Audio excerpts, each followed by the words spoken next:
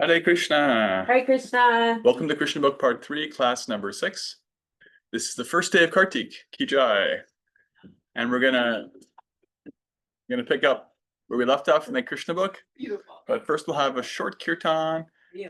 Do you want to actually lead it? Yeah. We'll have a short kirtan and then we'll and just a preview, we're gonna conclude our Krishna book reading with the Damodar Ashtakam and more kirtan. Audio on. Short kirtan. I'm not known for those.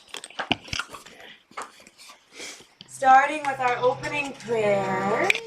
Clearing breath first, just to shift from wherever we were, whatever we were doing today, to being here in community, spiritual community, together under the light of the full moon, under the light of this beautiful month of Kartik, where all your dreams come true.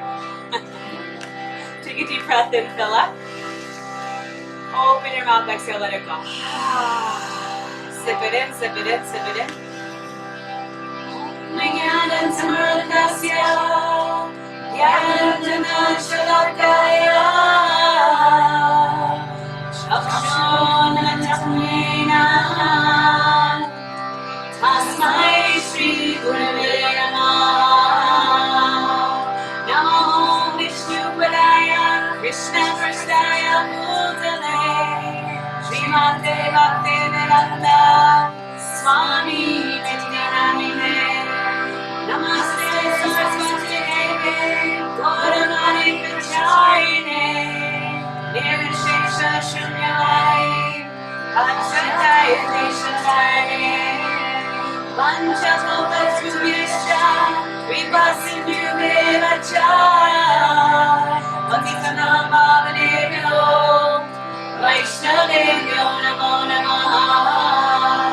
Jaya Shri Krishna Chaitanya, Prabhu Nityananda, Shri Advaita Gadadhara, Shri Vasudeva Gaura Bhakta Vrinda. Hare Krishna,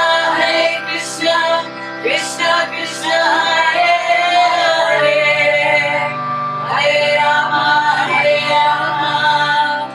Rama Rama, Hare Hare. Hare Krishna, Krishna Krishna, Hare Hare, Hare Rama, Rama Rama, Hare Hare. Hare Krishna, Krishna Krishna, Hare Hare, Hare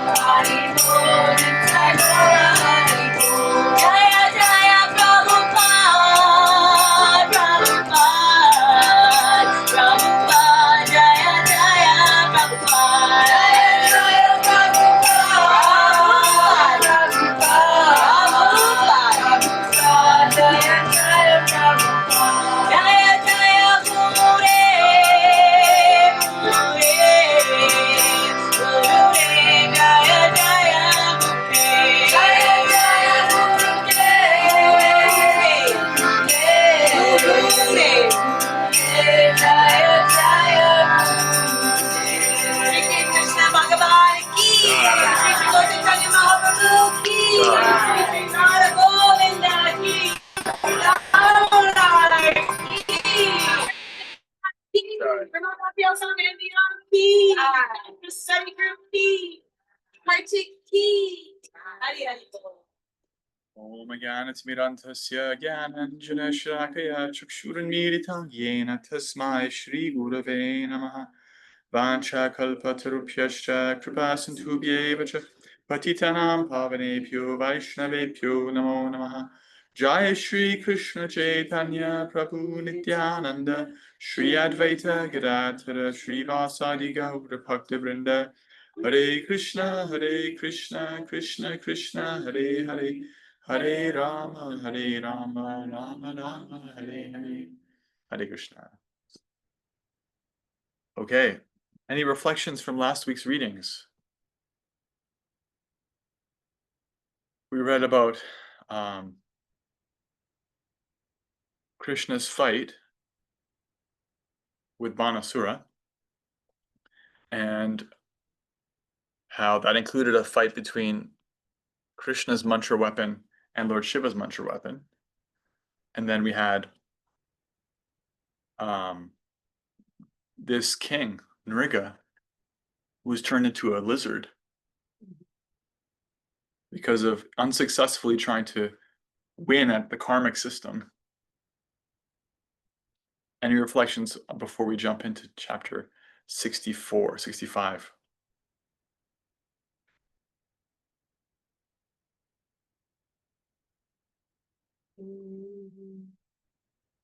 I loved when you I started. got one. Okay. Go ahead, Mary. And I'm not know if I'm pronouncing it right, but are the Brahmins or Brahmins always considered right no matter what? Like, do they rank above everybody else?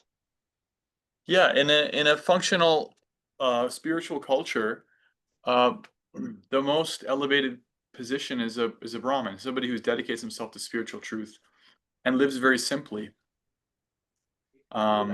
Their life is therefore just like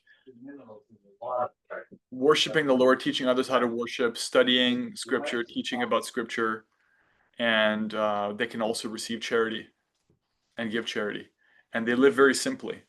And so somebody who's living in that way and is qualified for that is considered to be the leaders of society.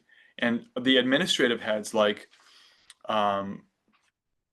king or a democratically elected leader, somebody who's actually administering and organizing society, would themselves take guidance from such a wise person. Such a thing doesn't really exist in our society now, right? Now our society is basically run by economic powers.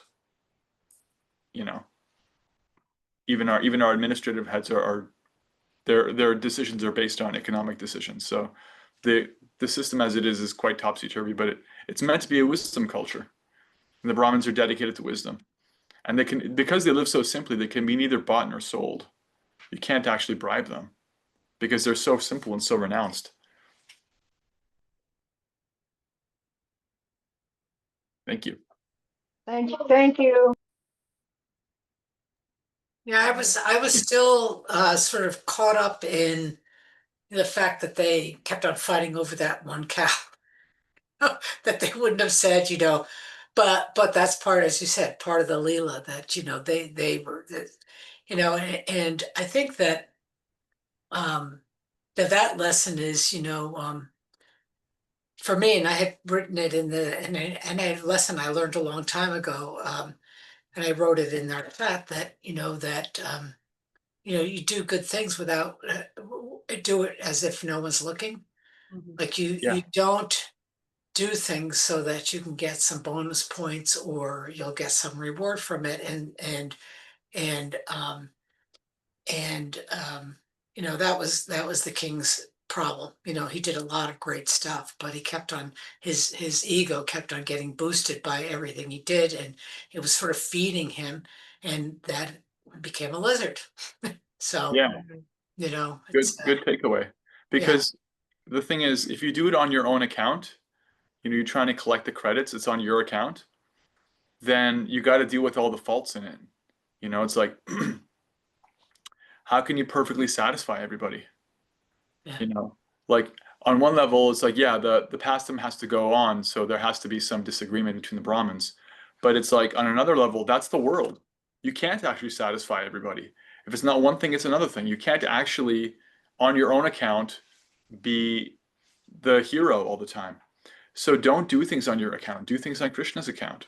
Do it Right. for him. Make it as an offering to him. And that way, there is no, because Krishna, he's not going to be like, well, you know what?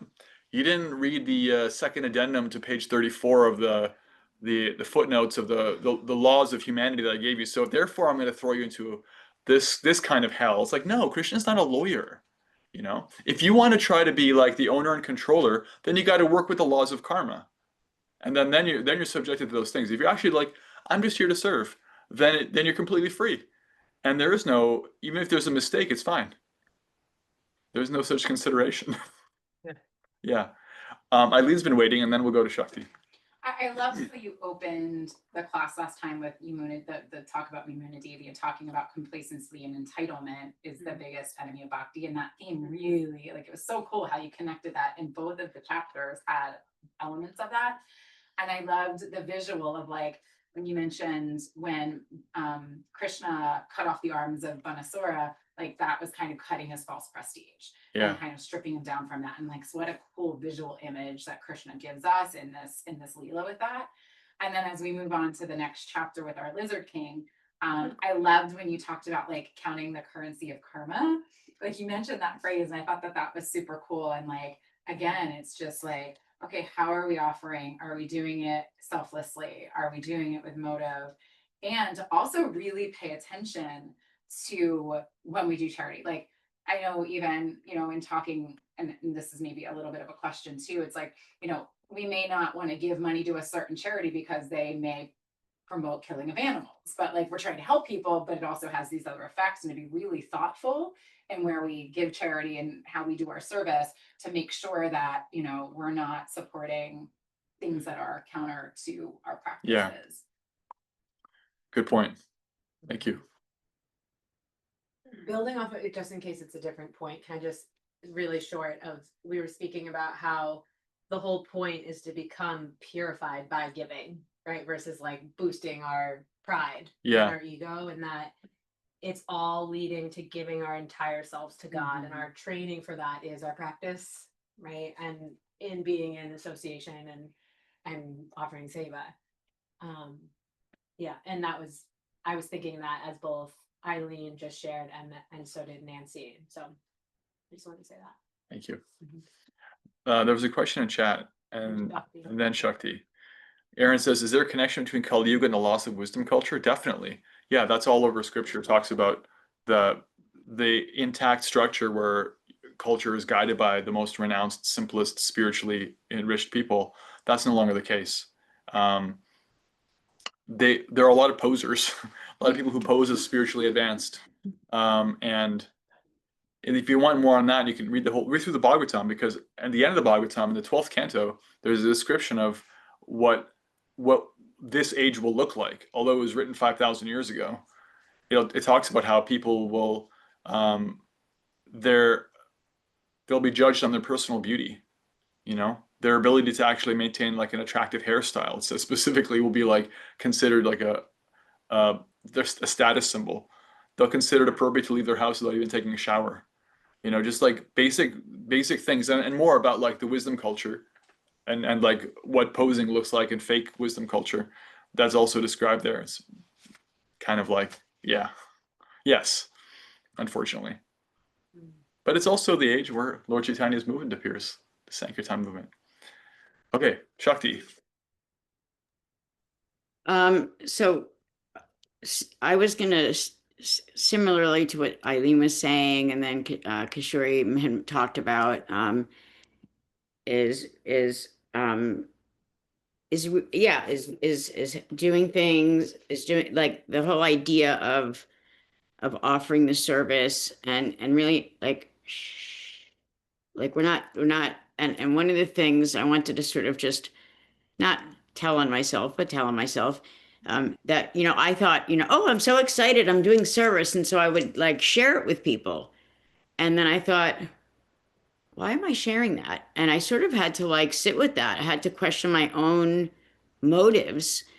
And some of the time it was just because I think I was always excited, but I felt like it's taking for me, it was taking the idea of doing an offering out of the whole equation.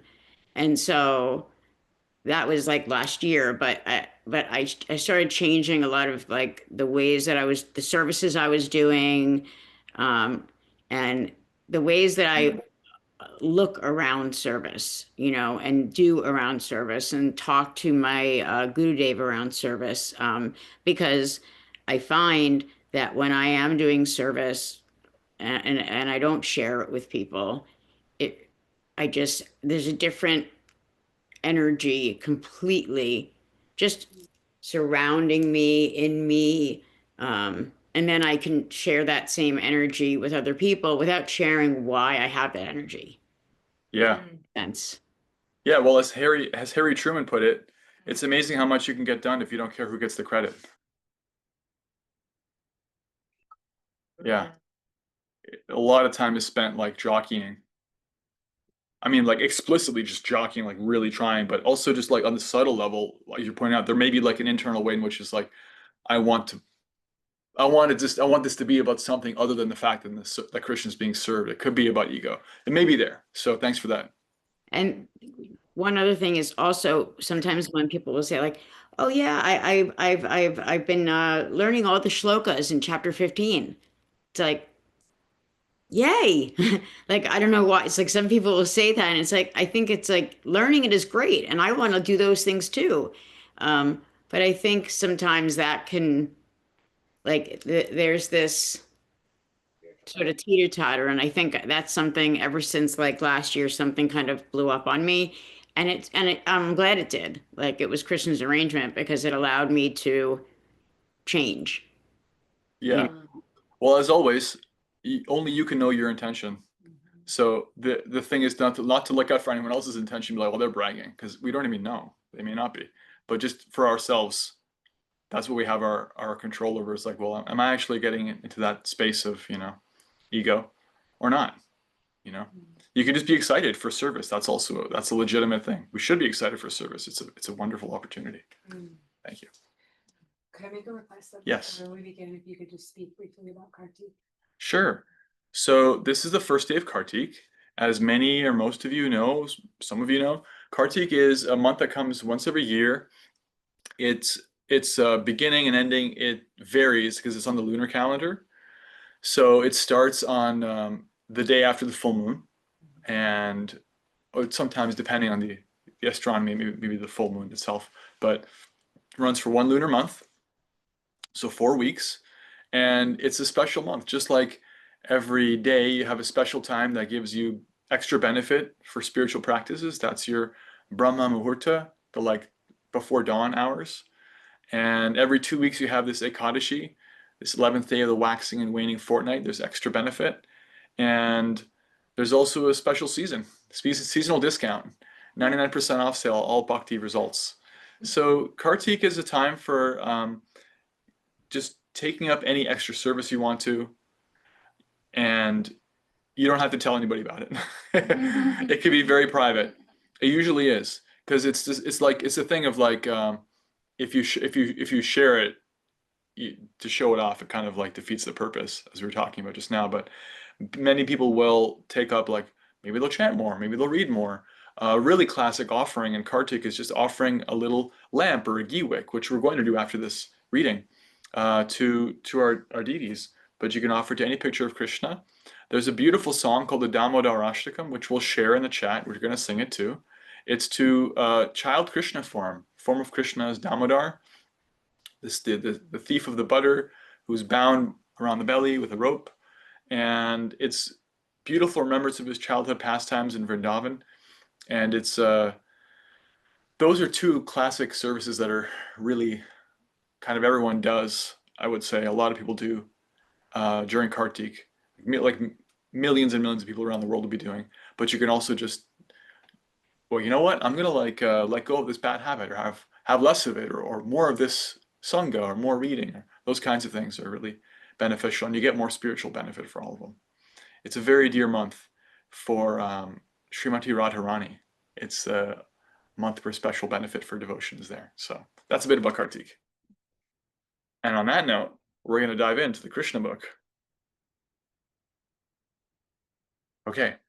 Krishna Krishna Krishna Krishna Krishna Krishna Krishna Hey Krishna Krishna Krishna Krishna Krishna Krishna Krishna Hey Krishna Krishna Krishna Krishna Krishna Krishna Rakshamam Krishna Krishna Krishna Krishna Krishna Krishna Pahimam Rama Raghava Rama Raghava Rama Raghava Rakshamam Krishna Keshava Krishna Keshava Krishna Keshava Pahimam. Krishna Baki Jai, chapter 65, Lord Balaram visits Vrindavan. Ooh, exciting. Lord Balaram became very anxious to see his father and mother in Vrindavan. Therefore, with great enthusiasm, he started on a chariot for Vrindavan. The inhabitants had been anxious to see Krishna and Balaram for a long time. When Lord Balaram returned, all the cowherd boys and the gopis had grown up, but still on his arrival, they all embraced him, and Balaram embraced them in reciprocation. After this, he came before Maharaj Nanda and Yashoda and offered his respectful obeisances. In response, Mother Yashoda and Nanda Maharaj offered their blessings unto him. They addressed him as Jagadishvara, or the Lord of the universe who maintains everyone. The reason for this was that Krishna and Balaram maintain all living entities, and yet Nanda and Yashoda were put into such difficulties on account of their absence. Feeling like this, they embraced Balaram and, seating him on their laps, began their perpetual crying, wetting Balaram with their tears.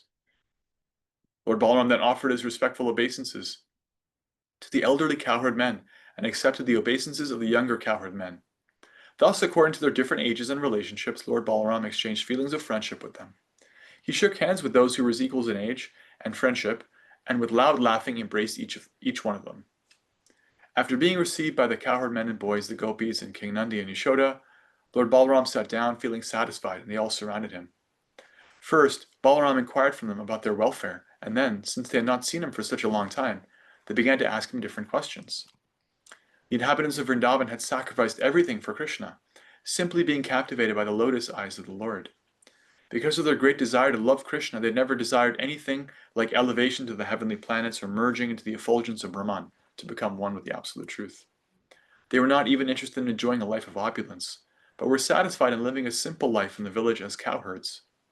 They were always absorbed in thoughts of Krishna and did not desire any personal benefits, and they were all so much in love with him that, in his absence, their voices faltered when they began to inquire from Balaram. First Nanda Maharaj and Yashoda Mai inquired, "My dear Balaram, are our friends like Vasudeva and others and their family doing well? Now you and Krishna are grown-up, married men with children. In the happiness of family life, do you sometimes remember your poor father and mother? Nanda Maharaj and Yashoda Devi, it is very good news that the most sinful King Kamsa has been killed by you, and our friends like Vasudeva and the others who had been harassed have now been relieved. It is also very good news that you and Krishna defeated Jarasandha and Kalayavana, who is now dead, and that you are now living in a fortified residence in Dvarka." When the gopis arrived, Lord Balaram glanced over them with loving eyes. Being overjoyed, the gopis, who had so long been mortified on account of Krishna's and Balaram's absence, began to ask about the welfare of the two brothers. They specifically asked Balaram whether Krishna was enjoying his life, surrounded by the enlightened women of Dvarka Puri. Does he sometimes remember his father Nanda and his mother Yashoda and the other friends with whom he so intimately behaved while in Vrindavan? Does Krishna have any plans to come here to see his mother, Yashoda? Does he remember us gopis who are now pitiably bereft of his company? Krishna may have forgotten us in the midst of the cultured women of Dvarka, but as far as we're concerned, we still remember him by collecting flowers and sewing them into garlands. When he does not come, however, we simply pass our times by crying. If only he would come here and accept these garlands we've made.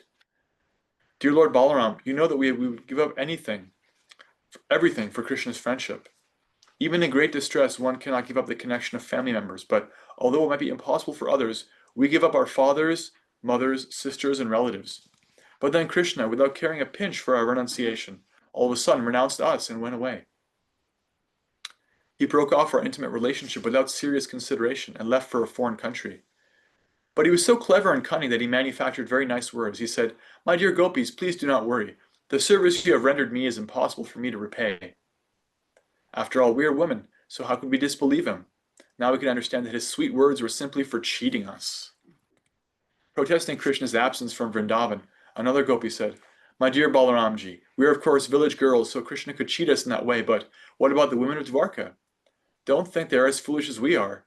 We village women might have been misled by Krishna, but the women in Dwarka are very clever and intelligent. Therefore, I would be surprised if such city women would be misled by Krishna and could believe his words." Then another gopi began to speak. "My dear friend," she said, "Krishna is very clever in using words. No one can compete with him in that art. He can manufacture such colorful words and talk so sweetly that the heart of any woman would be misled. Besides that, he has perfected the art of smiling very attractively. And by seeing his smile, women become mad after him and give themselves to him without hesitation."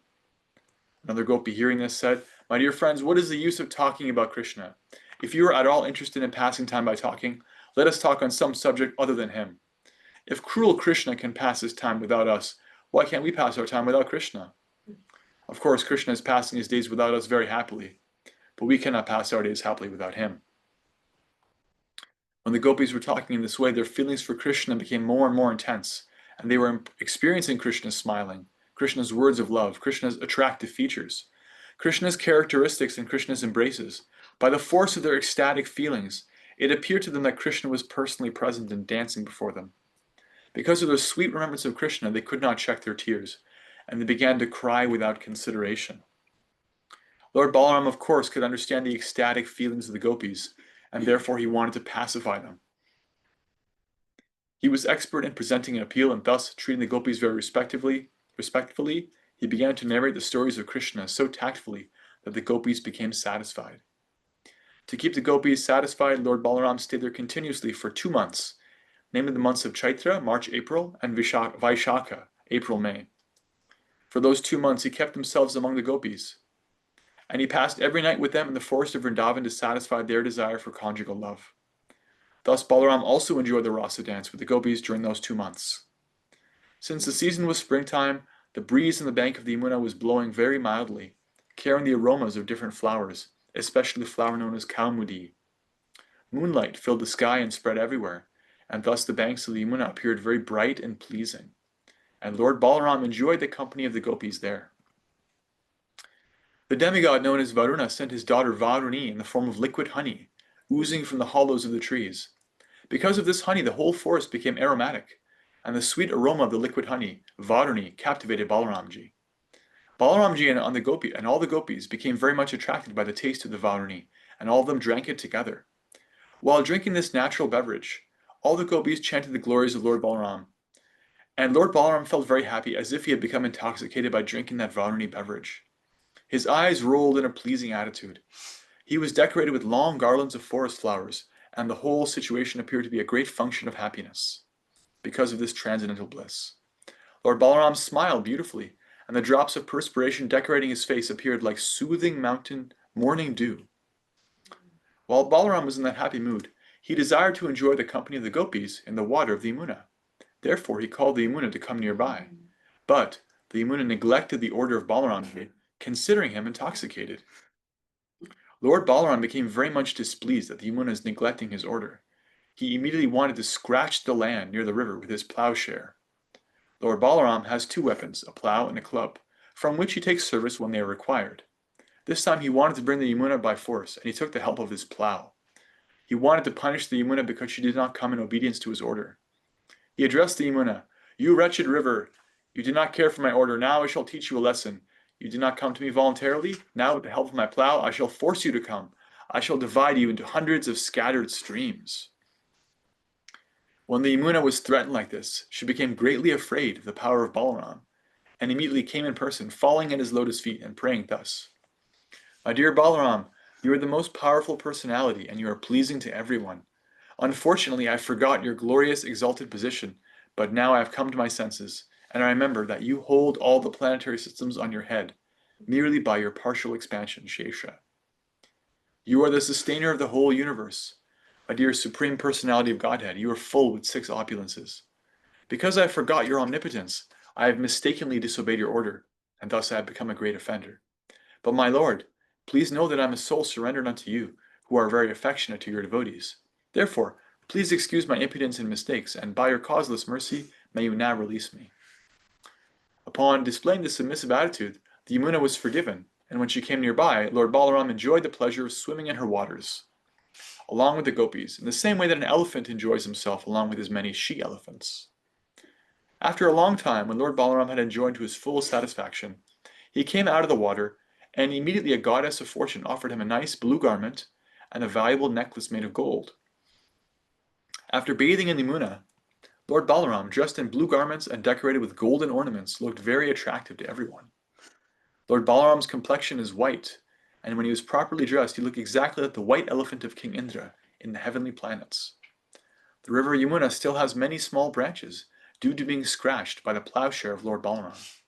And all these branches of the river still glorify the omnipotence of Lord Balaram. Lord Balaram and the gopis enjoyed transcendental pastimes together every night for 2 months, and time passed so quickly that all those nights appeared to be only one night. In the presence of Lord Balaram, all the gopis and other inhabitants of Vrindavan became as cheerful as they had been before in the presence of both brothers, Lord Krishna and Lord Balaram. Krishna book ki jai. Can I see that Krishna book? I think there's a piece of art. And we'll take any reflections that you have from this chapter. Can you remind us who actually raised Balaram again? Who raised him? So he was raised in Vrindavan with Krishna. So Mother Yashoda and Nanda Maharaj raised him. But his No. Devaki is his mother is their mother in Right. I thought when Balaram was delivered to Vrindavan, it was just somebody else before he was with Rohini. Rohini. Thank you. Yeah, Rohini is another mother, because so the way it works, and I'm finding this art too, is that Krishna appeared in the womb, Balaram appeared in the womb before Krishna, if you remember. Yeah, here's Balaram being prayed to by the Yamuna. Balaram here appeared in they all appeared in Devaki's womb in Mathura. Mhm. And then they were the first few were killed. Balaram was transported to the womb of Rohini, one of Vasudev's co-wives. And Rohini was in Vrindavan, actually. Rohini was in Vrindavan. And so Balaram took birth there, and Krishna appeared after him Right. through Mother Yashoda. Right. So Rohini is like a co-mother for the two brothers. And so when he didn't go see Rohini, he went to see Nanda and Yashoda. I just said. Yeah, also her. Okay. I'm not sure actually if she at this point may have been returned. I believe she was, because Rohini to Vasudev, her husband in Mathura, because she was married to him. But at the time, she was, I think, seeking refuge from the chaos of Kamsa in Vrindavan. And so now she's back with them. Got it. But Nanda and Yashoda and the gopis and everyone are still there. Yeah. Okay. Thank you. Thank you. Yeah, so Rohini is one of the only people who knows what things were like in Vrindavan, because she actually was there for their childhood. Any more reflections? I find it just so fascinating that Balaram also has like a whole Rasa Leela with the gopis. Yeah. You know, it's just not as like popular. He has his own gopis. And he has his own gopis. He has his own girlfriends. Right. Yeah. And so his Rasa Leela, they're different gopis. They're different They're gopis. completely different gopis. Yeah. And they feel for him the way that the other gopis feel for Krishna. Same kind of mood of service, same kind of pastimes. Yeah. And they're performed in the spring, actually. Right. Versus the Basanta fall. versus the fall. They're also Last night, right? Doesn't the um Rasa Leela happen on the full moon last night? I don't know if it's that full moon or the full moon at the end of Kartik. I'll look it up. Yeah, I think that was last it happens on the full moon, yes. night. Okay, next chapter. 66, the deliverance of Paundraka and the king of Kashi. This is a very funny chapter, in my opinion. I think this is a comedy. It's not romantic anymore. Rom-com. The story of King Paundraka is very interesting because it proves there have always been many rascals and fools who consider themselves God. Even in the presence of Krishna, there was such a foolish person. His name was Paundraka, and he wanted to declare himself God. While Lord Balaram was absent in Vrindavan, this King Paundraka, the king of Karusha province, being foolish and puffed up, sent a messenger to Krishna. Lord Krishna is accepted as the Supreme Personality of Godhead, but King Paundraka directly challenged Krishna through the messenger, who stated that Paundraka, not Krishna, was Vasudeva. In the present day, there are many foolish followers of such rascals. Similarly, in Paundraka's day, many foolish men accepted Paundraka as the Supreme Personality of Godhead. Because he could not estimate his own position, Paundraka falsely thought himself to be Lord Vasudeva. Thus the messenger declared to Krishna that King Paundraka, the Supreme Personality of Godhead, had descended to the earth out of his causeless mercy, just to deliver all distressed persons. Surrounded by many other foolish persons, this rascal Paundraka had actually concluded that he was Vasudeva, the Supreme Personality of Godhead. This kind of conclusion is certainly childish. When children are playing, they sometimes select a quote-unquote king amongst themselves. Ever play that I'm the king of the castle, you're the dirty rascal? And the selected child may think that he's actually the king. Similarly, many foolish persons, due to ignorance, select another fool as God. And then the rascal actually considers himself God, as if God could be created by childish play or by the votes of men. Under this false impression, thinking himself the Supreme Lord, Paundraka sent his messenger to Dwarka to challenge the position of Krishna. The messenger reached the royal assembly of Krishna in Dwarka and conveyed the message. This message contained the following statements. Quote, I am the only Supreme Personality of Godhead, Vasudeva. No man can compete with me. I have descended as King Paundraka, taking compassion on the distressed conditioned souls, out of my unlimited causeless mercy. You have falsely taken the position of Vasudeva without authority, but you should not propagate this false idea. You must give up your position. O descendant of the Yadu dynasty, please give up all the symbols of Vasudeva, which you have falsely assumed. After giving up this position, come and surrender unto me. If out of your gross impudence you do not care for my words, then I challenge you to fight. I am inviting you to a battle in which the decision will be settled. When all the members of the royal assembly, including King Ugrasena, heard this message sent by Paundraka, they laughed very loudly for a considerable time. After enjoying the loud laughter of all the members of the assembly, Krishna replied to the messenger as follows. O messenger of Paundraka, you may carry my message to your master. You are a foolish rascal. I directly call you a rascal, and I refuse to follow your instructions. I shall never give up the symbols of Vasudeva, especially my disc. I shall use this disc to kill not only you, but all your followers also. I shall destroy you and your foolish associates, who merely constitute a society of cheaters and the cheated. O foolish king, you will then have to conceal your face in disgrace, and when your head is severed from your body by my disc, it will be surrounded by meat-eating birds like vultures, hawks, and eagles. At that time, instead of becoming my shelter, as you have demanded, you will be subject to the mercy of those low-born birds. At that time, your body will be thrown to the dogs, who will eat it with great pleasure. So he's not liberating him. Or is he liberating him? I guess he He's is. definitely liberating him. I mean, the body is the body. Don't forget, you're not your body.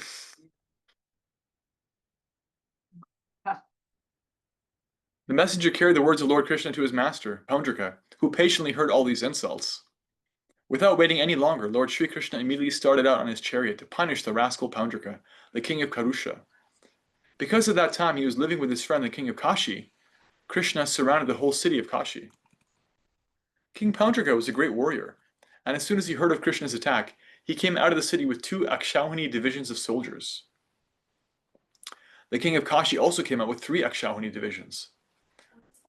It's like a phalanx. It's like a 50,000 men or something.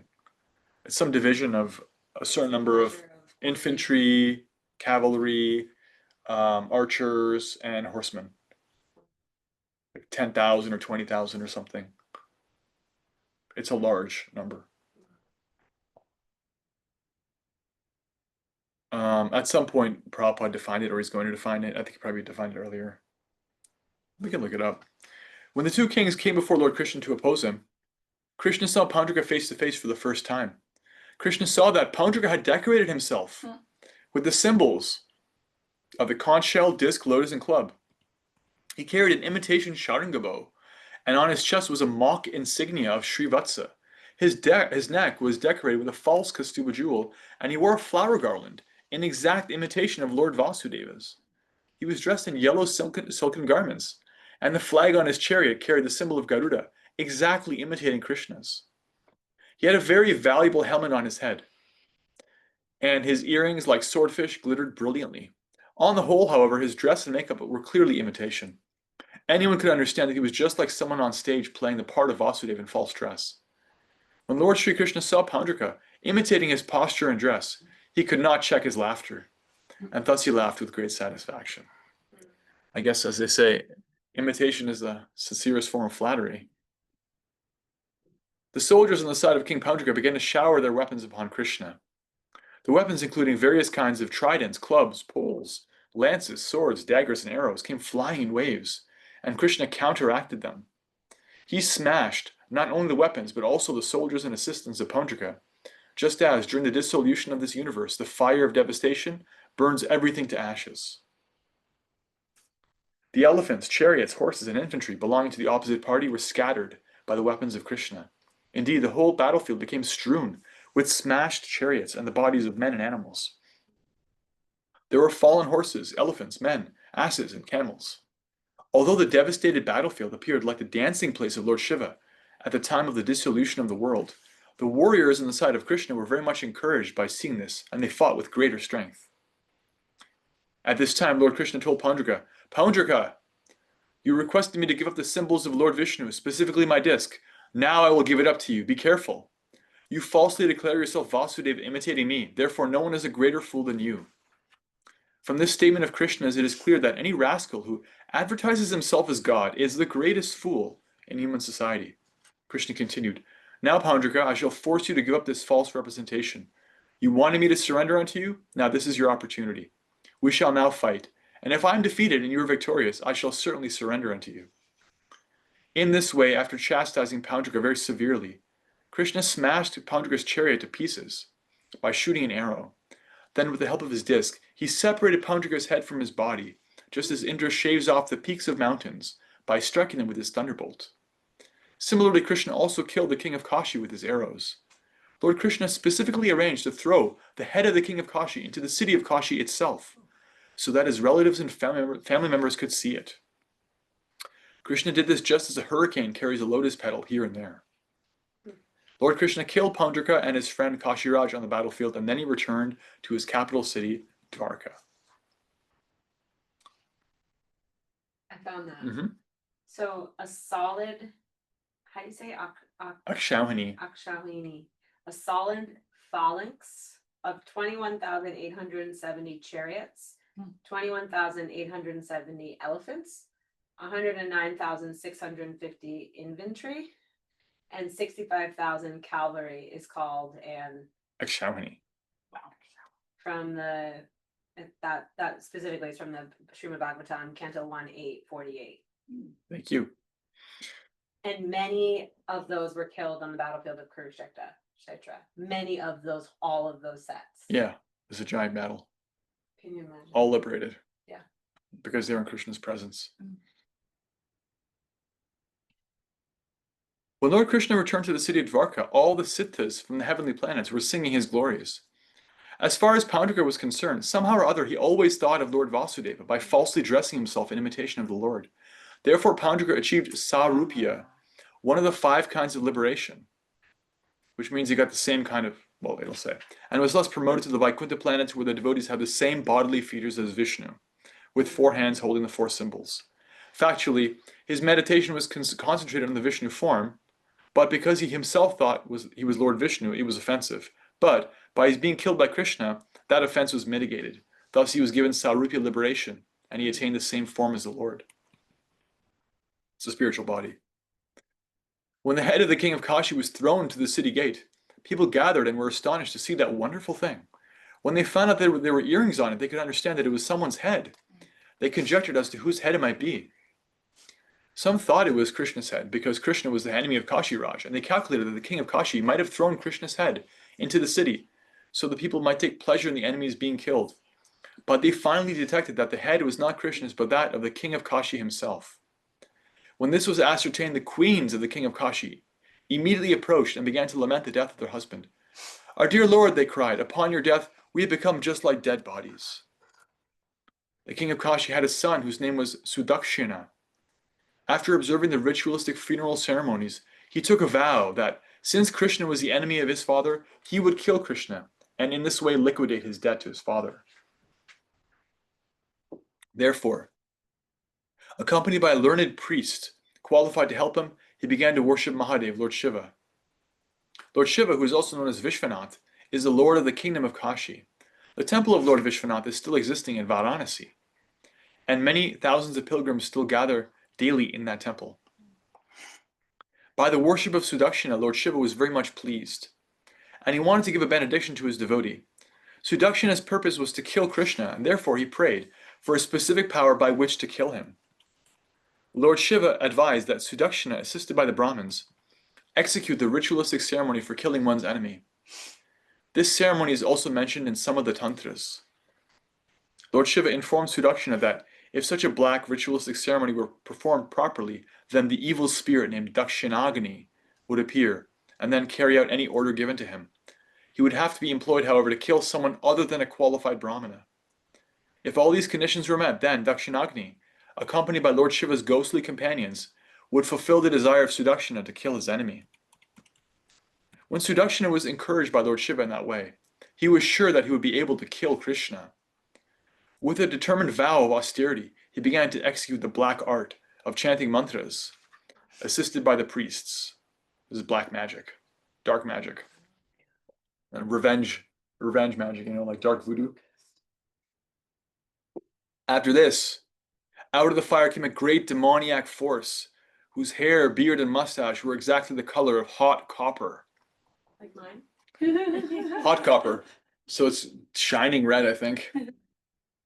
Sorry. This form was very big and fierce.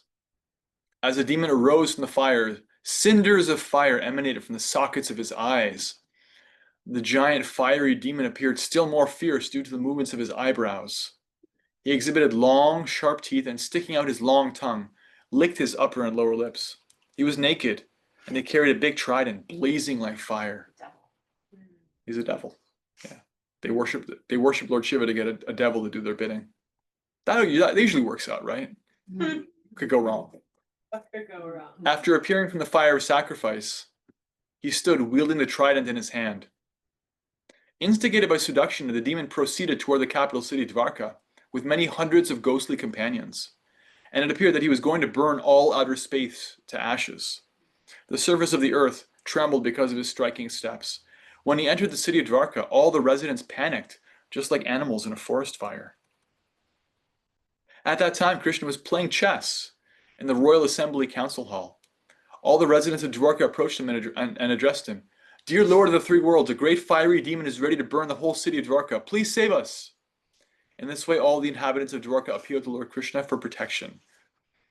Lord Krishna, who specifically protects his devotees, saw that the whole population of Dwarka was most perturbed by the presence of the great fiery demon. He immediately smiled and assured them, "Don't worry, I shall give you all protection." The Supreme Personality of Godhead, Krishna, is all-pervading. He is within everyone's heart, and he is also without, in the form of the cosmic manifestation. He could understand that the fiery demon was the creation of Lord Shiva, and to vanquish the demon, he took his Sudarshana Chakra and ordered him to take the necessary steps. The Sudarshana Chakra appeared with the effulgence of millions of suns, his heat being as powerful as the fire created at the end of the cosmic manifestation. By his effulgence, the Sudarshan Chakra illuminated the entire universe, on the surface of the earth as well as in outer space. Then the Sudarshan Chakra began to freeze the fiery demon created by Lord Shiva. In this way, the fiery demon was checked by the Sudarshan Chakra of Lord Krishna, and being defeated in his attempt to devastate the city of Dwarka, he turned back. Having failed to set fire to Dwarka, the fiery demon went back to Varanasi, the kingdom of Kashiraj. As a result of his return, all the priests who had helped instruct the black art of mantras, along with their employer, Sudakshina, were burned to ashes by the glaring effulgence of the fiery demon. According to the methods of black art mantras instructed in the tantras, if the mantra fails to kill the enemy, then, because it must kill someone, it kills the original creator. Sudakshina was the originator, and the priests assisted him. Therefore, all of them were burned to ashes. That is the way of the demons. The demons create something to kill God, but by the same weapon, the demons themselves are killed. They didn't read the fine print.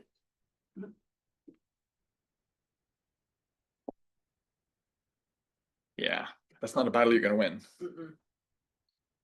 Following just behind the fiery demon, the Sudarshan Chakra also entered Varanasi. Mm.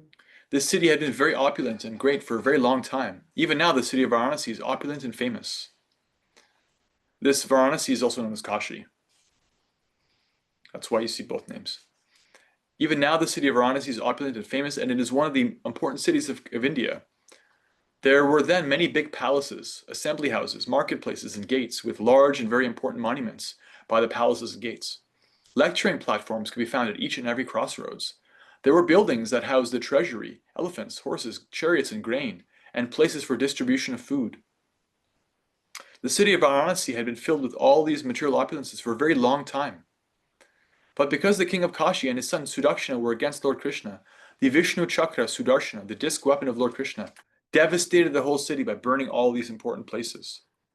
This excursion was more ravaging than modern bombing. The Sudarshan Chakra, having thus finished his duty, came back to his lord Sri Krishna at Dwarka. This narration of the devastation of Varanasi by Krishna's disc weapon, the Sudarshana Chakra, is transcendental and auspicious. Anyone who narrates or hears this story with faith and attention will be released from all reaction to sinful activities. This is the assurance of Shukadeva Goswami, who narrated this story to Parikshit Maharaj. Jai, Krishna Bhakti Jai. So modern day Varanasi, right, is like known for its cremations. and Yeah, that burning. Varanasi in the modern day is it's always been a city that's very dear to Lord Shiva. Yeah, Um, it's interesting that this past time, this Leela happened here with all the fire, and then now it's the famous cremation. yeah, it's also called Benares or Kashi. That's a place where people they like to go there to die because it's in scripture that if you leave your body in Varanasi, you're under the protection of Lord Shiva. So there's a lot of cremation grounds there, and people will retire or go for like if they have a chronic terminal illness, they'll just run out the clock there. It's a sacred place for Lord Shiva, particularly. But yeah, ironically, Krishna set fire to much of it. It's interesting, like I love drawing parallels to other religions and beliefs. And immediately when I said the devil, it was like, to me, it reminded me of like Lucifer, right? Out of pride. He was like a really beautiful, very high-ranking angel, like and he wanted to be God. And so God, basically, which I don't believe in hell, necessarily believe in hellish planets, but like he cast him down. It was because of his pride and because of him wanting to be God and ascend to the throne, that God then ended up defeating him and like made him into this demon, just like this demon appeared out of the fire and then he was cast off out of. Yeah, two of separate pastimes. He first liberated Pundraka, but yeah, there's also this. So it's like a theme. It seems like there's like a couple of themes where it's like these people or high-ranking people or even demigods at times have been like, I want to be God. And, we see what happened. And it's very present in lots of different religions. And I just love, again, tying it back to, they took it from us in a beautiful way. Yeah. Yeah. Yeah, the phenomenon can literally be there where someone actually says that they're God and they should be worshipped as God. You find like in various cults, there are such nonsensical people with these nonsensical ideas. And it's also potentially there in a more like a subtle form where someone won't come out and say that, but they believe that about themselves and they function as if they're the center of the universe. It's the nature of the false ego is the idea of my identity, right? Because we have an ego, we have an actual identity, but our actual identity is that we're part and parcel of the source. That's all we are. That's all we've ever been. We're like a drop of the ocean. We can't be more than that. It's like destined to failure. Any other conception of ourselves besides that is false ego. And so this idea of like growing too big for your britches, this idea of like thinking that you're something you're not, it's actually not that uncommon because this is the material world. The material world is full of people who have material ideas. So their false ego is generally that I'm the center of the universe. They may be more pious about it. They may be like functioning according to the rules of the world more nicely, but there's this basic idea of like, well, things here are meant for me. I'm the controller and enjoyer. I'm the center. I want to see the world revolve around me. That's kind of always there. That's the material misunderstanding. Paundrika is just that, like, so to such a degree that it becomes absurd. Like Krishna looked at him. He's sitting there like with papier-mâché, like arms and a fake Sudarshan chakra, and he's like, "Look at me, I'm God, everybody," and they just laughed because it's ludicrous. It's just a ludicrous scene. But The comedy part. yeah, I'm God, everybody, I'm God. Krishna. At least he made him laugh. Yeah. Krishna had a good laugh. Any more reflections? Okay. Chapter 67. We're flying. The deliverance of Dvivida Gorilla. While Shukadeva Goswami continued to speak on the transcendental pastimes and characteristics of Lord Krishna, King Parikshit, upon hearing him, became more and more enthusiastic and wanted to hear further. Shukadeva Goswami next narrated the story of Dvivida, the gorilla, who was killed by Lord Balaram. This gorilla was a great friend of Bhaumasura, or Narakasura, who was killed by Krishna in connection with his kidnapping 16,000 princesses all over the world. Remember that? He kidnapped these princesses. He had them in a fortress. Yeah. Yeah. And then he married all of them, right? Yeah. He basically, I don't know if there's any religious ceremony. He basically claimed them as his own, like, prize. But Krishna married all of them, Right. yes. Yeah. Dvivida was the minister of King Sugriva. His brother, Mainda, was also a very powerful gorilla king. When Dvivida Gorilla heard the story of his friend Bhaumasura being killed by Lord Krishna, he planned to create mischief throughout the country in order to avenge the death of Bhaumasura. His first business was to set fires in villages, towns, and industrial and mining places, as well as in the residential quarters of the mercantile men who were busy dairy farming and protecting cows. Sometimes he would uproot a big mountain and tear it to pieces. In this way, he created great disturbances all over the country, especially in the province of Katvar. The city of Dwarka was situated in this Katvar province, and because Lord Krishna used to live in this city, Dvivida specifically made it his target of disturbance. Dvivida was as powerful as 10,000 elephants. Sometimes he would go to the seashore, and with his powerful hands, he would create so much disturbance in the sea that he would flood the neighboring cities and villages. Often he would go to the hermitages of great saintly persons and sages and cause a great disturbance by smashing their beautiful gardens and orchards. Not only did he create disturbances in that way, but sometimes he would pass urine and stool on their sacred sacrificial arenas. He would thus pollute the whole atmosphere. He also kidnapped both men and women, taking them away from their residential places to the caves of the mountains. After putting them within the caves, he would close the entrances with large chunks of stone, like the bringi insect, which arrests and carries away many flies and other insects, and puts them within the holes of the trees where it lives. Thus, Dvivida regularly defied the law and order of the country.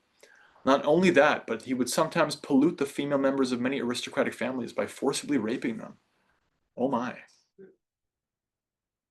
While creating such great disturbances all over the country, sometimes he heard very sweet musical sounds from Raivataka mountain, and so he entered that mountainous region. There he saw Lord Balaram in the midst of many beautiful young girls, enjoying their company while singing and dancing. Dvivida became captivated by the beauty of Lord Balaram's body, whose every feature was very beautiful, decorated as he was with a garland of lotus flowers. Similarly, all the young girls present, dressed and garlanded with flowers, exhibited much beauty. Lord Balaram seemed fully intoxicated from drinking the Varni beverage, and his eyes appeared to be rolling in a drunken state. Lord Balaram appeared just like the king of the elephants in the midst of many she-elephants. She-elephants. This gorilla by the name Dvivida would climb up into the trees and jump from one branch to another. Sometimes he would jerk the branches, creating a particular type of sound, kila, so that Lord Balaram was greatly distracted from the pleasing atmosphere. Sometimes Dvivida would come before the women and exhibit different types of caricatures. By nature, young women are apt to enjoy everything with laughter and joking. And when the gorilla came before them, they did not take him seriously, but simply laughed at him. However, the gorilla was so rude that even in the presence of Balaram, he began to show the lower part of his body to the women, and sometimes he would come forward to show his teeth, while moving his eyebrows. He disrespected the women, even in the presence of Lord Balaram. Balaram's name suggests not only that he's very powerful, but that he takes pleasure in exhibiting extraordinary strength. So he took a stone and threw it at Dvivida. The gorilla, however, artfully avoided being struck by the stone. In order to insult Balaram, the gorilla took away the earthen pot in which the Varuni was kept. Dvivida, being thus intoxicated with his limited strength, began to tear off all the valuable clothes worn by Balaram and the accompanying young girls. He was so puffed up that he thought Balaram could not do anything to chastise him, and he continued to offend Balaramji and his companions. When Lord Balaram saw the disturbances created by the gorilla, and heard that he had already performed many mischievous activities all over the country, he became very angry and decided to kill him. Immediately he took his club in his hand. The gorilla could understand that now Balaram was going to attack him. To counteract Balaram, he immediately uprooted a big oak tree, and with great force he came and struck Lord Balaram's head. Lord Balaram, however, immediately caught hold of the big tree and remained undisturbed, just like a great mountain. To retaliate, he took his club named Sunanda and hit the gorilla with it, severely injuring his head. Currents of blood flowed from the gorilla's head with great force, but the stream of blood simply enhanced his beauty like a stream of liquid manganese coming out of a great mountain. The striking of Balaram's club did not even slightly disturb him. On the contrary, he immediately uprooted another big oak tree and after clipping off all its leaves, again struck Balaram's head with it. But Balaram, with the help of his club, tore the tree to pieces. Since the gorilla was very angry, he took another tree in his hands and struck Lord Balaram's body. Again, Lord Balaram tore the tree to pieces and the fighting continued. Each time the gorilla would bring out a big tree to strike Balaram, Lord Balaram would tear the tree to pieces by the striking of his club, and the gorilla Dvivida would clutch another tree from another direction and again attack Balaram in the same way. As a result of this continuous fighting, the forest became treeless. Oh. When no more trees were available, Dvivida took help from the hills and threw large pieces of stone, like rainfall, upon the body of Lord Balaram. Lord Balaram, in a great sporting mood, began to smash those big pieces of stone into mere pebbles. It's like batting practice. Cricket. The gorilla, being bereft of all trees and stone slabs, now stood before Balaram and waved his strong fists. Then, with great force, he began to beat Lord Balaram's chest with his fists. This time, Lord Balaram became most angry. Since the gorilla was striking him with his hands, Lord Balaram would not strike him back with his own weapons, the club or the plow. Simply with his fists, he struck the collarbone of the gorilla. This blow proved fatal to Dvivida, who immediately vomited blood and fell unconscious upon the ground. When the gorilla fell, all the hills and forests appeared to totter. After this horrible incident, all the Siddhas, great sages and saintly persons from the upper planetary system, showered flowers on the person of Lord Balaram and vibrated sounds glorifying his supremacy.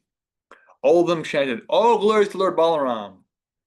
Let us offer our respectful obeisances unto your lotus feet. By killing this great demon, Dvivida, you have initiated an auspicious era for the world." All such jubilant sounds of victory were heard from outer space. After killing the great demon Dvivida and being worshipped by showers of flowers and glorious sounds of victory, Balaram returned to his capital city, Dvarka. Krishna Book Ki Jai. Balaram's featuring in some of these stories today. Okay, any reflections? So since they're back in Vrindavan and there was another demon killed, is there an arta that this is linked to? Like, is there? Ooh, good question. Let's look it up. Any other questions, reflections while we look it up?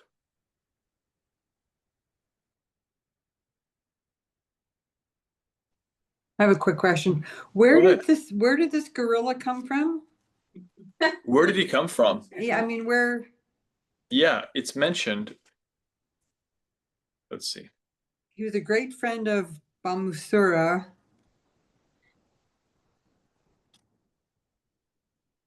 who was killed by Krishna in connection with the kidnapping of 16,000 princesses. Yeah. The minister of King Sugriva. Let me see if I can find more on him.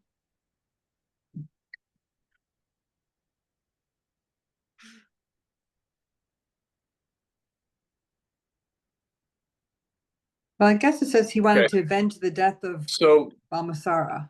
as mentioned, he was the minister of King Sugriva.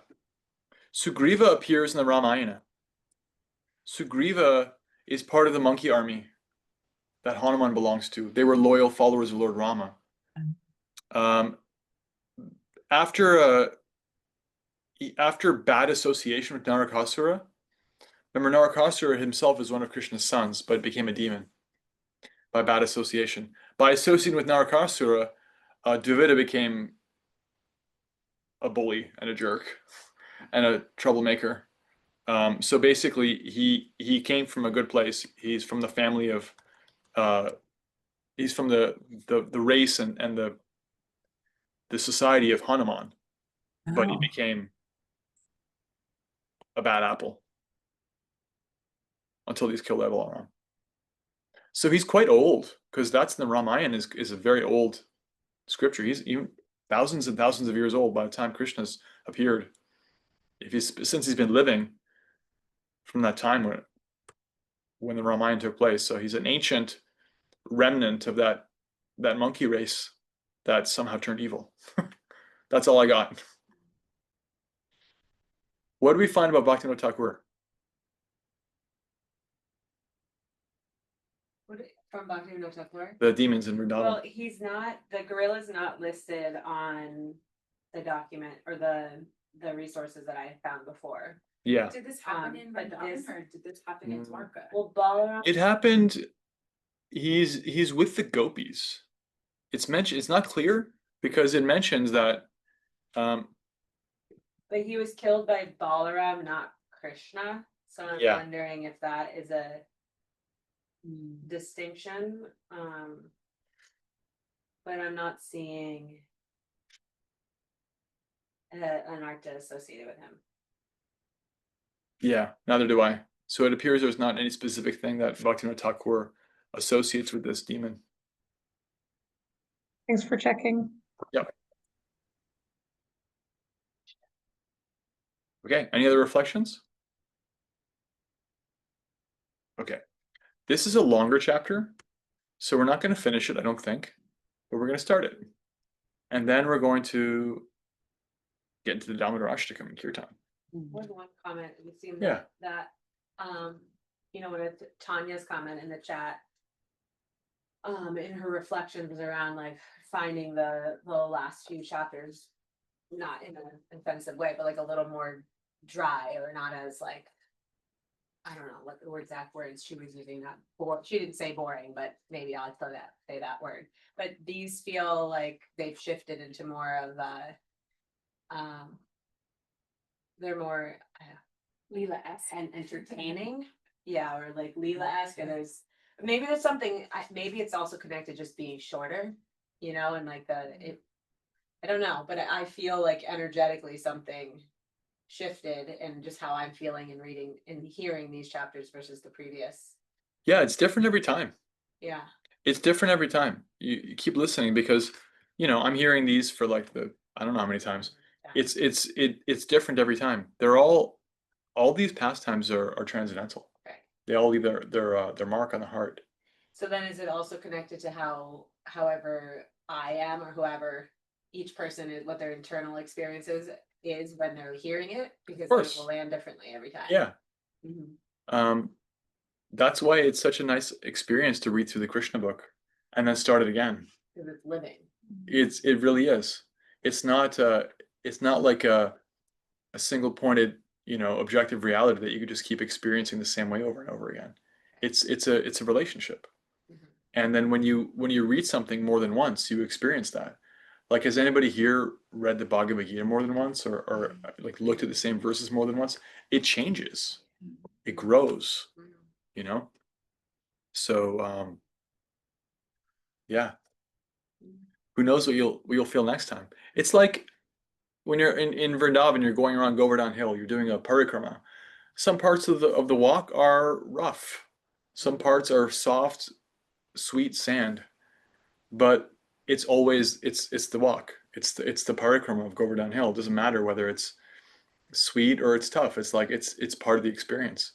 And it leaves its mark spiritually, equally either way. So we read, you know, sometimes it's like a list of names, that one chapter, Right. you know, and they're all transcendental, but maybe the mind wanders. And here's like, you know, Krishna like killing Pondrika and Balaram having some wild pastimes with a gorilla monster, and that's like more fun, you know. But either way. Yeah, if I can comment, yeah, my reflection was that these last few chapters just I didn't connect with them quite as much. And it's not so much that I was bored, it was more like there's not as much character development that where there was in like the other Leelas.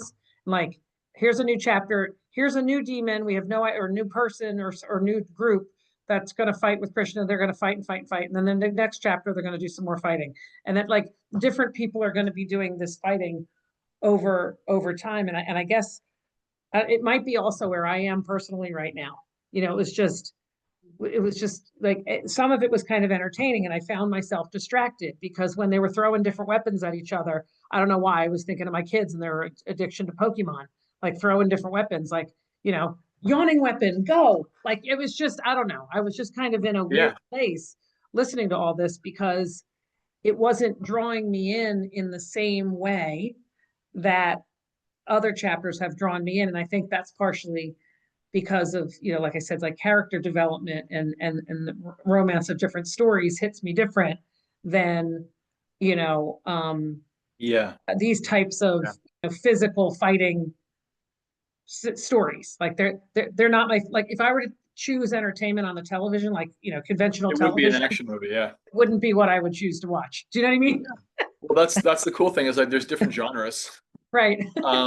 And yeah, sometimes like, you know, anyway, there's different purposes served by different chapters. Like Or, there's like a lesson, or there's a humorous element or a romantic element, or like Krishna showing a different side of himself, or Balaram's like kind of like having a party with the gopis, and it's anyway, there's just different sides to things. So sometimes you may find your taste is accommodated more or less, but spiritually they're all equal.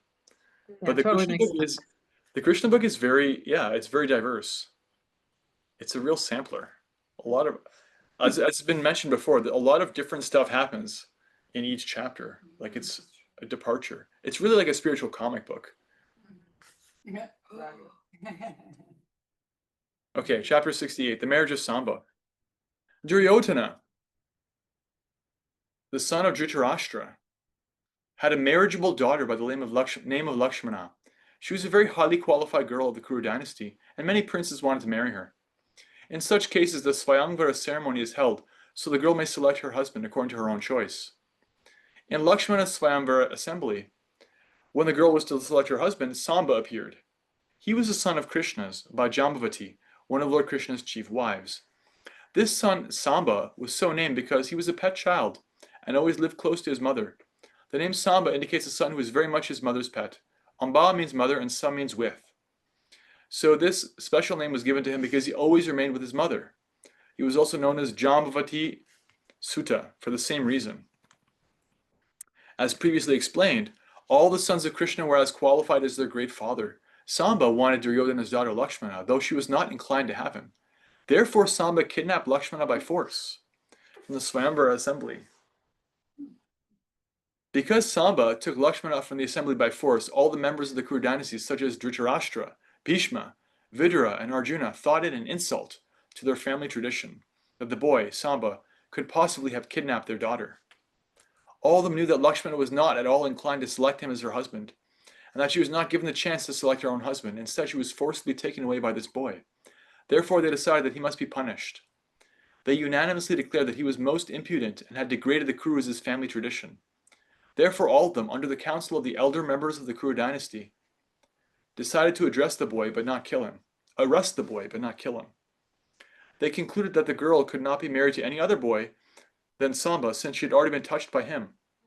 According to the Vedic system, once being touched by some boy, a girl cannot be married or given to any other boy, nor would anyone agree to marry a girl who had already been thus associated with another boy. This is a very traditional culture.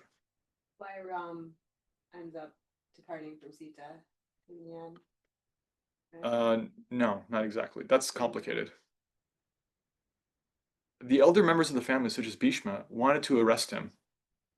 Thus, all the members of the Kuru dynasty, especially the great fighters, joined together just to teach him a lesson, and Karna was made the commander-in-chief for this small battle. While making the plan to arrest Samba, the Kurus counseled amongst themselves that, upon his arrest, the members of the Yadu dynasty would be very angry with them.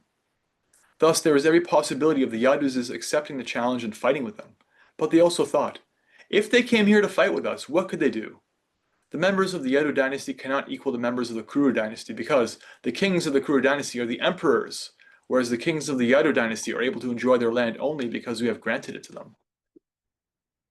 The Kurus thought, if they come here to challenge us because their son was arrested, we shall accept the fight and teach them a lesson, so that automatically they'll be subdued under pressure, as the senses are subdued by the mystic yoga process of pranayama. In the mechanical system of mystic yoga, the airs within the body are controlled, and the senses are subdued and checked from being engaged in anything other than meditation upon Lord Vishnu. After consultation, and after receiving permission from the elder members of the Kuru dynasty, such as Bhishma and Dhritarashtra, 5 great warriors, Karna, Shala, Puri, Yajnaketu, and Duryodhana, the father of the girl, who were all Maharathis, and who were guided by the great fighter Bhishma Deva, attempted to arrest the boy Samba. There are different grades of fighters, including Maharathi, Ekarathi, and Rathi, classified according to their fighting ability. These Maharathis could fight alone with many thousands of men. All of them combined together to arrest Samba. Samba was also a Maharathi, but he was alone and had to fight with the 6 other Maharathis. Still, he was not deterred when he saw all the great fighters of the Kuru dynasty coming up behind him to arrest him. Alone, he turned toward them and took his nice bow, posing exactly as a lion stands adamant in the face of other animals. Karna, leading the party, challenged Samba, "Why are you fleeing? Just stand and we shall teach you a lesson." When challenged by another Kshatriya to stand and fight, a Kshatriya cannot run away, he must fight. Therefore Samba accepted the challenge and stood alone before them. But as soon as he did so, he was overpowered by showers of arrows shot by all the great warriors. A lion is never afraid of being chased by many wolves and jackals. Similarly, Samba, the glorious son of the Yadu dynasty, endowed with inconceivable potencies as the son of Lord Krishna, became very angry at the warriors of the Kuru dynasty for improperly using arrows against him. He fought them with great talent. First of all, he struck each of the 6 charioteers with 6 separate arrows. He used another 4 arrows to kill the charioteers as horses, 4 on each chariot. Then he used 1 arrow to kill the driver and 1 arrow for Karna, as well as the other celebrated fighters. While Samba so diligently fought alone with the 6 great warriors, they all appreciated the boy's inconceivable potency. Even in the midst of the fighting, they admitted frankly that this boy Samba was wonderful. But the fighting was conducted in the Kshatriya spirit, so altogether, although it was improper, they obliged Samba to get down from his chariot, now broken to pieces. Of the 6 warriors, 4 took care to kill Samba's 4 horses, 1 struck down his chariot driver, and 1 managed to cut the string of Samba's bow, so he could no longer fight with them. In this way, with great difficulty and after a severe fight, they deprived Samba of his chariot and were able to arrest him. Thus, the warriors of the Kuru dynasty accepted their great victory and took their daughter Lakshmana away from him. Thereafter, they entered the city of Hastinapur in great triumph. The great sage Narada immediately carried the news to the Yadu dynasty that Samba had been arrested and told them the whole story. The members of the Yadu dynasty became very angry at Samba's being arrested, and improperly so by 6 warriors. Now, with the permission of the head of the Yadu dynasty, King Ugrasena, they prepared to attack the capital city of the Kuru dynasty. Although Lord Balaram knew very well that by slight provocation people are prepared to fight with one another in the age of Kali, he did not like the idea that the 2 great dynasties, the Kuru dynasty and the Yadu dynasty, would fight amongst themselves, even though they were influenced by Kali Yuga. Instead of fighting with them, he wisely thought, let me go there and see the situation, and let me try to see if the fight can be settled by mutual understanding. Balaram's idea was that if the Kuru dynasty could be induced to release Samba along with his wife, Lakshmana, then the fight could be avoided. He therefore immediately arranged for a nice chariot to go to Hastinapura, accompanied by learned priests and brahmanas, as well as by some of the elder members of the Yadu dynasty. He was confident that the members of the Kuru dynasty would agree to this marriage and avoid fighting with the Yadus. As Lord Balarama proceeded toward Hastinapura in his chariot, accompanied by the Brahmanas and elders, he looked like the moon, shining in the clear sky amongst the glittering stars. When Lord Balaram reached the precincts of the city of Hastinapura, he did not enter, but stationed himself in a camp outside the city in a small garden house. Then he asked Uddhava to meet with the leaders of the Kuru dynasty and inquire from them whether they wanted to fight with the Yadu dynasty or make a settlement. Uddhava went to see the leaders of the Kuru dynasty, and he met all the important members, including Bhishmadeva, Dhritarashtra, Dronacharya, Duryodhana, and Bahlika. After offering them due respects, he informed them that Lord Balaram had arrived at the garden outside the city gate. The leaders of the Kuru dynasty, especially Dhritarashtra and Duryodhana, were joyful because they knew very well that Lord Balaram was a great well-wisher of their family. There were no bounds to their joy on hearing the news, and so they immediately welcomed Uddhava. To properly receive Lord Balaram, they all took in their hands auspicious paraphernalia for his reception and went to see him outside the city gate. According to their respective positions, they welcomed Lord Balaram by giving him in charity nice cows and arghya, a mixture of arti water and an assortment of items such as honey, butter, flowers, and sandalwood pulp. Because all of them knew the exalted position of Lord Balaram as the Supreme Personality of Godhead, they bowed their heads before the Lord with great respect. They all exchanged words of reception by asking one another about their welfare. And when such formalities were finished, Lord Balaram, in a great voice and very patiently, submitted before them the following words for their consideration. My dear friends, this time I have come to you as a messenger with the order of the all-powerful King Ugrasena. Please therefore hear the order with attention and great care. Without wasting a single moment, please try to carry out the order. King Ugrasena knows very well that you warriors of the Kuru dynasty improperly fought with the pious Samba, who was alone, and that with great difficulty and unrighteous tactics you have arrested him. We have heard all this news, but we are not very much agitated because we are most intimately related to one another. I do not think we should disturb our good relationship. We should continue our friendship without any unnecessary fighting. Please, therefore, immediately release Samba and bring him, along with his wife Lakshmana, before me. We'll hear their response next week. Krishna Book Ki Jai. Srila Prabhupada Ki Jai. Vanchakalpatarupyascha kripasundhubhyevacha patitanam pavanebhyo vaishnavebhyo namo namaha. All right, and now for a bonus because it's Kartik. Oh, homework. Yeah, so read chapters 64. Wait. How many chapters? 5. 65, 66, and 67. And all of 68, because we're going to be finishing that next week. And you can give any reflections in the chat. And you can also talk about Kartik if you like. Any inspiration you have for the month of Kartik. We're going to be reciting now the Damodar Ashtakam. This is an ancient song glorifying Krishna's childhood pastimes. We'll recite it in Sanskrit, then we'll read the translation together in a traditional melody. Do you want to stop the recording or you want to keep recording? Let's keep recording. Actually, let's do the translation first, maybe. Okay. That way we can go right into the Maha Mantra. Yeah. Okay. Turn my audio on. And you can mute you. Okay. Listening. No, no. Hi, Krishna. Krishna. Okay.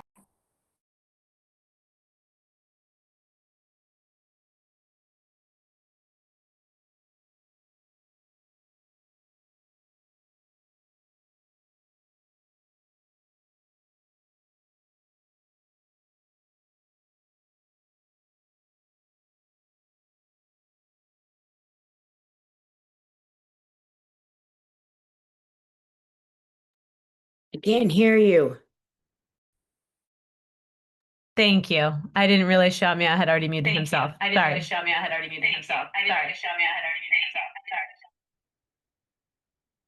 He hasn't, I guess. You have to mute your computer audio too. Yeah. So I put in the chat the WhatsApp group in the Krishna Book WhatsApp group, the song lyrics, but I'll also pop it in the chat. See if it will work. Yep. here. And then I also put a picture in the chat that was of how you can offer your lamp however you'd like, but if you'd like to try, you can have a little candle or a ghee lamp and offer it clockwise. So if you're going clockwise, and 4 times at Krishna's, or picture of Krishna's feet, 2 times at the navel, 3 times at the head and his head, and 7 times around his whole body. And you also can do that around your whole altar. Okay. Musicians audio. You want to turn the lights off, please?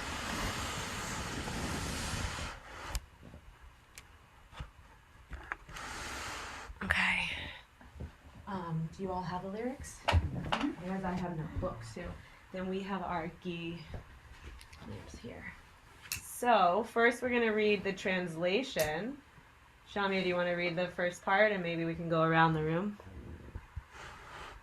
To the Supreme Lord, whose form is the embodiment of eternal existence, knowledge, and bliss, whose shark-shaped earrings are swinging to and fro, who is beautifully shining in the divine room of Gokula, and who, to the offense of breaking the pot of yogurt that his mother was churning into butter, and then stealing the butter that was kept hanging from the swing, is quickly running from the wooden grinding mortar in fear of Mother Yashoda, but who has been caught from behind by her, who ran after him with greater speed. To that Supreme Lord Sri Damodar I offer my humble obeisances. Amy, nice and loud. Seeing the whipping stick in his mother's hand, he's crying and rubbing his eyes again and again with his 2 lotus hands. His eyes are filled with fear, and the necklace of pearls around his neck, which is marked with 3 lines like a conch shell, is shaken because of his quick breathing due to crying. To this Supreme Lord, Sri Damodara, whose belly is bound not with ropes, but with his mother's pure love, I offer my humble obeisances. By such childhood pastimes as this, he is drowning in the inhabitants of Gokul in pools of ecstasy, and is revealing to those devotees who are absorbed in knowledge of his supreme majesty and opulence that he is only conquered by devotees whose pure love is imbued with intimacy and is free from all conceptions of awe and reverence. With great love, I again offer my obeisances to Lord Damodar hundreds and hundreds of times. O Lord, although you are able to give all kinds of benedictions, I do not pray to you for the boon of impersonal liberation, nor the highest liberation of eternal life in Vaikuntha, nor any other boon which may be obtained by executing the 9 processes of bhakti. O Lord, I simply wish that these forms of yours as Bala Gopala in Vrindavan may ever be manifest in my heart. For what is the use of me of any other boon besides this? What number was that? You're on 5. O Lord, your lotus face, which is encircled by locks of soft black hair tinged with red, is kissed again and again by Mother Yashoda, and your lips are reddish like the bimba fruit. May this beautiful vision of your lotus face be ever manifest in my heart. Thousands and thousands of other benedictions are of no use to me. Aaron, Begnosh.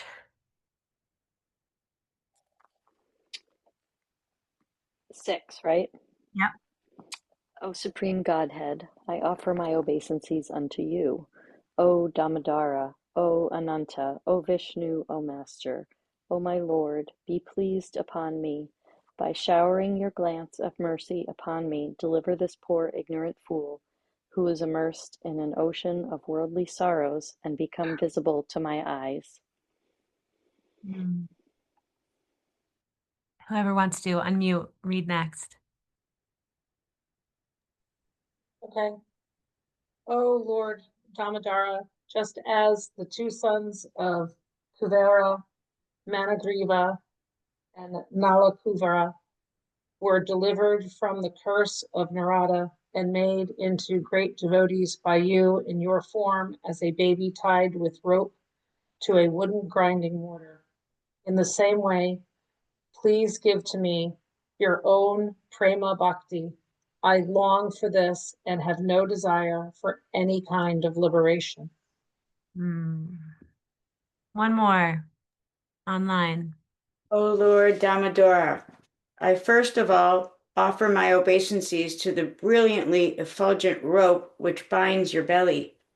I then offer my obeisances to your belly, which is the abode of the entire universe.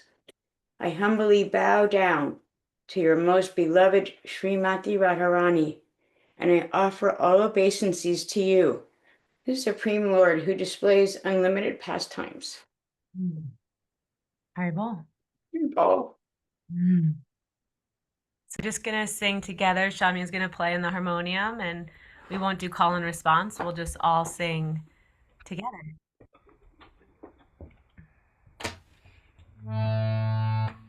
Can you hear online? Well, he hasn't started. Can you hear?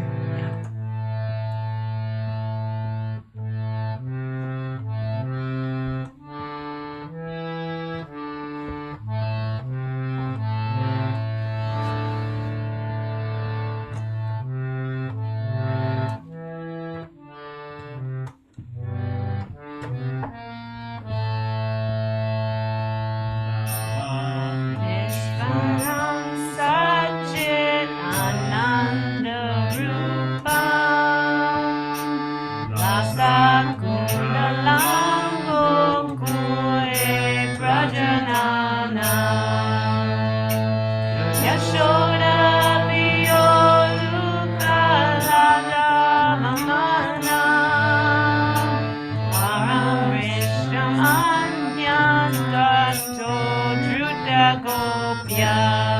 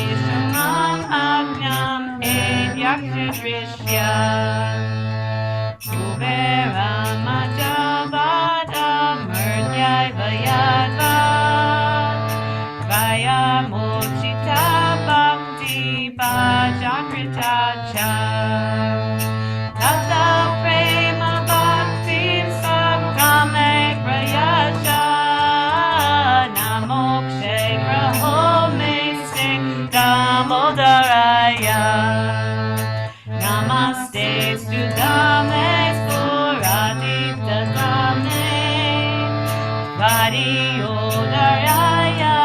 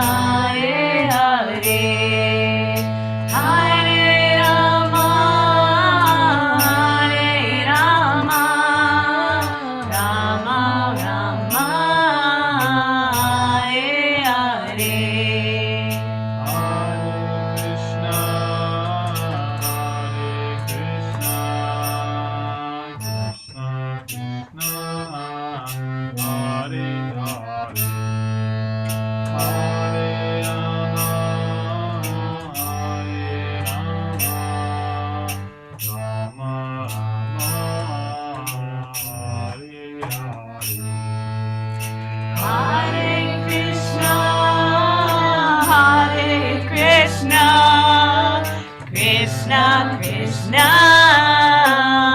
Hare Hare, Hare Rama, Hare Rama, Rama Rama, Hare Hare. Shri Damarashikam ki jai. Jai. Srila Prabhupada ki jai. Jai. Shri Gopal Krishna ki jai. Jai. Burlington Bhakti Sangha Beyond ki jai. Jai. Hare Krishna. Hare Happy Krishna. Kartik. Happy Kartik.